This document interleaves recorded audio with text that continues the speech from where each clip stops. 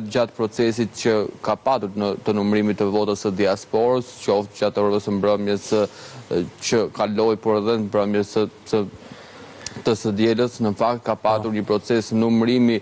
deri diku pa ndërprerje, por me ritme më të ulta në krahasim me atë proces numërimi që ne shikojmë në GZ-t brenda vendit, për shkak edhe të procedurës që kërkon hapja e votës së diasporës për shkak të hapjes së zarfit me kujdes, por gjithashtu për të ruajtur edhe fletën e votimit që të mos e dëmtojnë, plus që dhe procedurë tjetër është edhe shënimet e të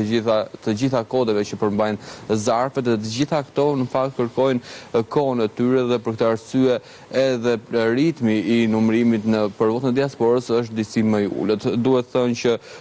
nga 194.889 zarfa që ndodhen në vendin tonë, janë numëruar deri më tani 38.806 zarfa. Nga këta zarfa në fakt 243 kanë qenë të pavlefshëm,